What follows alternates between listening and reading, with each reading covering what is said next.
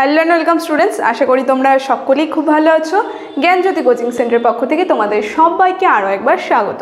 তো আমি মীরা ম্যাম, আমি আজ তোমরা যারা যারা বাঁকুড়া ইউনিভার্সিটির আন্ডারে পড়ছো, তোমাদের ডিএসসি সেকেন্ড সেমিস্টার মাইনর আর মেজর পেপার বেঙ্গলি যে সিলেবাস রয়েছে, আজ সেখান থেকে যেই টপিকটি নিয়ে আমি আলোচনা করব সেটা হচ্ছে তোমাদের যে কথা সাহিত্য রয়েছে, সেই কথা সাহিত্য থেকে শরৎচন্দ্র চট্টোপাধ্যায়ের যে উপন্যাসগুলি রয়েছে। ঠিক আছে, এখানে একটু ভুল আছে, তোমরা একটু ঠিক করে নেবে। প্রথম না, যে উপন্যাসগুলি রয়েছে সেই উপন্যাসগুলি সম্পর্কে কিন্তু আমি সংক্ষিপ্ত আকারে আজ তোমাদের সঙ্গে আলোচনা করব। অবশ্যই ভিডিওটি শুরু থেকে শেষ অবধি দেখার চেষ্টা করবে। ঠিক আছে, দেখো প্রথমে বলা হচ্ছে শরৎচন্দ্রের প্রথম উপন্যাস, দেখো কি বলছে, শরৎচন্দ্রের প্রথম উপন্যাস বড়দিদি। আমরা দেখব প্রথম তিনি যে উপন্যাসটি লিখেছিলেন সেই উপন্যাসটির নাম হচ্ছে বড়দিদি। এই উপন্যাসটি তিনি 1913 সালে লিখেছেন। তারপরে দেখব জীবিতকালের শেষ উপন্যাস হচ্ছে বিপ্রদাস। ঠিক আছে, এর আগের দিন কিন্তু আমি এই যে শরৎচন্দ্রের যে উপন্যাসে অবদান সেটা সম্পর্কে আলোচনা করেছিলাম, সেই ক্লাসটা একবার দেখে নেবে এর আগে, এই ক্লাসটা শুরু করার আগে। তার সঙ্গে এই নামগুলো নিয়েও কিন্তু আমি আলোচনা করেছি। আজকের ক্লাসে আমি একটু আলোচনা করে দিচ্ছি তার উপন্যাসের নামগুলি। দেখো প্রথমে বলেছি তার প্রথম উপন্যাস বড়দিদি, তারপরে রয়েছে জীবিতকালে এবং শেষ উপন্যাস তার সেটা হচ্ছে বিপ্রদাস। তারপরে মৃত্যুর পর প্রকাশিত তার উপন্যাস হচ্ছে শুভদা এবং শেষের পরিচয়। এগুলো দেখবো, এই উপন্যাসগুলি কিন্তু তার মৃত্যুর পর প্রকাশিত হয়েছিল। তারপরে কি বলেছে, এই 3 দশক সময় পর্বে শরৎচন্দ্র অনেকগুলি উপন্যাস কিন্তু লিখেছেন। কি বলেছে, যথা আমরা দেখবো তার উপন্যাসগুলির নাম এখান থেকে শুরু হচ্ছে, বলছে পণ্ডিত মশাই, পল্লী সমাজ, দেবদাস, চরিত্রহীন, তারপরে রয়েছে শ্রীকান্ত যেটি 4টি পর্ব রয়েছে এই উপন্যাসে, তারপরে রয়েছে গৃহদাহ, তারপরে দেনা পাওনা, পথের দাবি। এই সমস্ত বিখ্যাত উপন্যাসগুলি কিন্তু তিনি লিখেছেন। এই জায়গাগুলো দেখে রাখবে। ঠিক আছে, তোমাদের কিন্তু শর্ট কোশ্চেন এসে থাকে তার উপন্যাসগুলির নাম। এই সমস্ত উপন্যাসগুলি কিন্তু তিনি লিখেছেন। দেখো কি বলা হচ্ছে যে পণ্ডিত মশাই, এই উপন্যাসে সমাজ শোষণের একটা দিক বড় হয়ে ফুটে উঠেছে। আমরা দেখব সবার প্রথমে পণ্ডিত মশাই যে উপন্যাসটা, এখানে চলে যায় সমাজ শোষণ। এই যে সমাজ শোষণের যে একটা বড় দিক, সেই দিকটিকে কিন্তু চিহ্নিত করেছে তিনি তার পণ্ডিত মশাই এই উপন্যাসটির মধ্যে। কি বলছে, বৃন্দাবন আর কুসুমের ভাঙা প্রেম জোড়া লেগেছে সন্তান চরণের জন্য। কি বলেছে, বাল্য প্রণয়ের ইতিবৃত্ত আমরা পেয়েছি বঙ্কিমচন্দ্রের চন্দ্রশেখর উপন্যাসে। আমরা দেখব বঙ্কিমচন্দ্রের যে চন্দ্রশেখর উপন্যাস ছিল সেখানেও কিন্তু আমরা দেখব বাল্য প্রণয় যে রয়েছে এই বিষয়টিকে কিন্তু তিনি ইতিমধ্যে আমরা কিন্তু পেয়েছিলাম। কি বলেছে, সেই বাল্যপ্রেম আবার পেলাম শরৎচন্দ্রের দেবদাস উপন্যাসে। এই যে বাল্যপ্রেম, ঠিক আছে, সেই বাল্যপ্রেমটাকে কিন্তু আমরা এই যে শরৎচন্দ্রের দেবদাস, তার একটা বিখ্যাত উপন্যাস, এই দেবদাস উপন্যাসও কিন্তু আমরা লক্ষ্য করতে পারবো। কি বলেছে, বঙ্কিম আমাদের জানিয়েছেন যে বুঝি বাল্য প্রণয়ের অভিশাপ্ত আছে। কি বলেছে, সে বাল্যপ্রণয় এখনো কি সার্থক হয় না, দেবদাসরা ট্র্যাজেডির নাটক হয়ে উঠেছে। আমরা দেখব এই যে এটা কিন্তু একটা ট্র্যাজেডির নাটক হয়ে উঠেছে। কি বলা হচ্ছে, সমাজের, এখানে হবে আপত্যেয়। ঠিক আছে, এই জায়গাটা ঠিক করে নেবে, এখানে হবে আপত্যেয় যে চরিত্রগুলি রয়েছে সেই চরিত্রদের নিয়ে কিন্তু তিনি এই চরিত্রহীন যে উপন্যাস, এই উপন্যাসটি লিখেছে। দেখো চরিত্রহীন উপন্যাসে আমরা দেখি এখানে এর বিষয়বস্তুটা কি ছিল।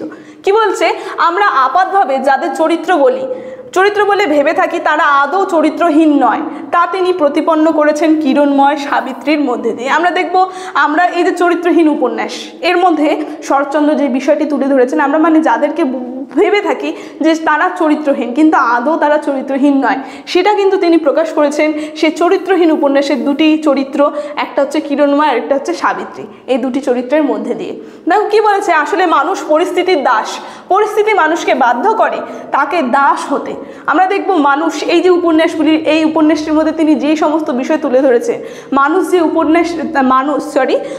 যে পরিস্থিতির দাস, পরিস্থিতি কিন্তু তাকে দাসী হতে বাধ্য করে। ঠিক আছে, সেই বিষয়টিকে কিন্তু তিনি খুব সুন্দরভাবে ফুটিয়ে তুলেছেন তার এই উপন্যাসটির মধ্যে দিয়ে। কি বলেছে, আপাতভাবে যাদের আমরা আপত্যভাবে চিহ্নিত করি তাদের হৃদয়ে যে প্রেমের জন্ম হতে পারে, ভালোবাসার জন্ম হয়, সেই মর্মগাথায় কিন্তু তিনি খুব সুন্দরভাবে তার এই উপন্যাসের মধ্যে তুলে ধরেছেন। কি বলেছে, তারপরে আমরা দেখব গৃহদাহ।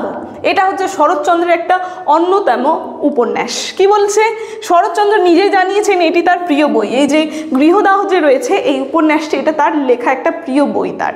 কি বলেছে, নারীকে সামনে রেখে, এর বিষয়বস্তু কি ছিল আমরা দেখবো এই উপন্যাসের, একটা নারীকে সামনে রেখে গৃহসজ্জা নারীকে কেন্দ্র করে বিচ্যুত হলো, গৃহসজ্জায় ভেঙে যায়। কি বলছে, সজ্জা ভেঙে দাহ হয়ে যায়, তাই গৃহদাহ। কি বলেছে, মানে এই যে উপন্যাসটা এটার নাম কি, মানে একটা নারী চরিত্র, সেখানে যে সজ্জা, সেই সজ্জা ভেঙে কি হয়, তাকে দাহ হতে হয়, দাহ যে হয়ে যায়, তাই এই উপন্যাসের নাম দিয়েছে গৃহদাহ। কি বলেছে, অচলা, মহিম এবং সুরেশের মধ্যে দিয়ে এক ত্রিকোণ প্রণয় সৃষ্টি করেছেন তিনি। এই যে তিনটা চরিত্র আমরা দেখব এই উপন্যাসটির মধ্যে রয়েছে, অচলা, মহিম, সুরেশ, এই তিনটি কিন্তু চরিত্রের মধ্যে দিয়ে ত্রিকোণের কিন্তু প্রণয় তিনি সৃষ্টি করেছেন। তাই সমালোচক সুরেশচন্দ্র সেনগুপ্ত এই উপন্যাস সম্পর্কে কি বলেছে, গৃহদাহ উপন্যাস সম্পর্কে তিনি বলেছেন, দেখো, ইহাতে নারী হৃদয়ের যে গভীরতম রহস্যের অপূর্ব অভিব্যক্তি পুনঃক্ষিতভাবে কিন্তু বিশ্লেষণ করে দেওয়া হয়েছে। গঠন কৌশলের দিক দিয়েও কিন্তু দেখব এই উপন্যাস হচ্ছে অদ্বিতীয়। ঠিক আছে, তারপরে আমরা দেখবো, দেখো এখানে বলছে শরৎচন্দ্রের আত্মজীবনীমূলক উপন্যাস। এই যে শ্রীকান্ত, এই উপন্যাসটি হচ্ছে শরৎচন্দ্রের একটা আত্মজীবনীমূলক উপন্যাস। কি বলা হচ্ছে, দেখো বলা হচ্ছে যে দীর্ঘ সময়ের ব্যবধানে তিনি 4 পর্বে এই উপন্যাসটি রচনা করেছেন। প্রথমে যখন আমি উপন্যাসগুলির নাম বলছিলাম তখনই কিন্তু আমি বলেছি এই যে শরৎচন্দ্রের একটা আত্মজীবনীমূলক উপন্যাস হচ্ছে শ্রীকান্ত, আর এটি কিন্তু 4টি পর্বে বিভক্ত করা রয়েছে। বলেছে শ্রীকান্ত চরিত্রের মধ্যে দিয়ে তিনি শরৎচন্দ্রের আভাস পাওয়া যাবে। কি বলেছে, মানে আমরা এই চরিত্রের মধ্যে দিয়ে তার যে নিজের যে ব্যক্তিগত চরিত্র, সেই চরিত্রে কিন্তু আমরা একটু আভাস পেতে পারবো। কি বলা হচ্ছে যে ইন্দ্রনাথ শ্রীকান্ত বাংলা সাহিত্যের অন্যতম যুগল চরিত্র, এবং এই উপন্যাসকে ভ্রমণ কাহিনী হিসেবেও কিন্তু দেখা যেতে পারে। পর্ব ধরে কিন্তু তিনি শ্রীকান্ত আর ইন্দ্রনাথ এবং অন্য দাদিদি, রাজলক্ষ্মী, অভয়া,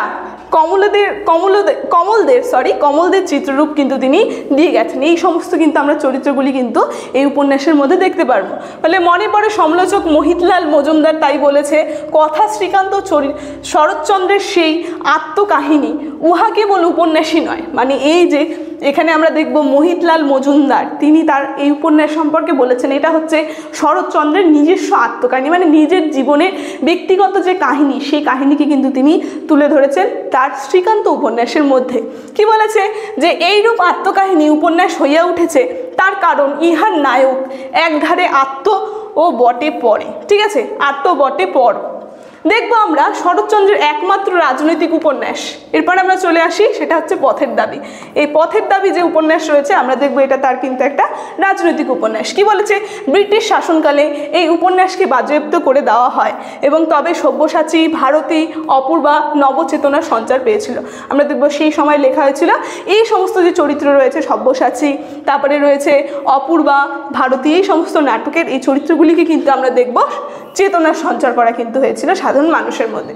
তো যাই হোক, সবশেষে আমরা বলতে পারি যে বাঙালি জীবনের মর্মান্তিক ঘটনা শরৎচন্দ্র আশ্চর্য কৌশলে লিখেছেন। আমরা দেখব বাঙালিদের জীবনের যে মর্মান্তিক কাহিনীগুলো যে রয়েছে সেই কাহিনীগুলোকে কিন্তু তিনি আশ্চর্যভাবে কিন্তু ফুটিয়ে তুলেছেন তার উপন্যাসগুলির মধ্যে।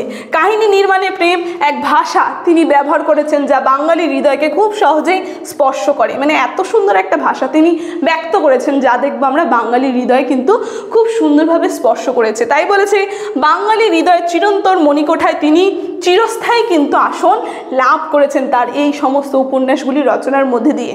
কি বলেছে, বাঙালির প্রেম, ভালোবাসা, আবেগ, সমাজ, সমস্যা তিনি এমনভাবে অঙ্কন করেছেন যার জন্য বাঙালি পাঠক দীর্ঘদিন ধরে তাকে মনে রাখবে। ঠিক আছে, তার দরদি কথাকারককে আমরা দেখব তিনি এত সুন্দরভাবে বাঙালিদের প্রেম, ভালোবাসা, আবেগ তার উপন্যাসগুলির মধ্যে ব্যক্ত করেছিল, যার কারণে কিন্তু তিনি বাঙালিদের হৃদয়ে চিরস্থায়ী আসন কিন্তু লাভ করে রয়েছে। ঠিক আছে, তো আজ শরৎচন্দ্রের উপন্যাস সম্পর্কে আলোচনা আমার এতটুকুনি ছিল। আলোচনাটা আমি এখানে শেষ করছি। তবে শেষ করার আগে তোমাদের সঙ্গে একটা গুরুত্বপূর্ণ ইনফরমেশন আমি জানিয়ে দিয়ে যাই। তো স্ক্রিনে তোমরা দুটো নাম্বার দেখতে পাচ্ছ, এই নাম্বার দুটি হচ্ছে আমাদের Gyanjyoti coaching centre official helpline number. তোমরা যদি আমাদের সঙ্গে যুক্ত হতে চাইছো তাহলে এই নাম্বার দুটির মধ্যে যে কোনো একটি নাম্বারের সঙ্গে যোগাযোগ করে আমাদের সঙ্গে যুক্ত হয়ে যেতে পারবে।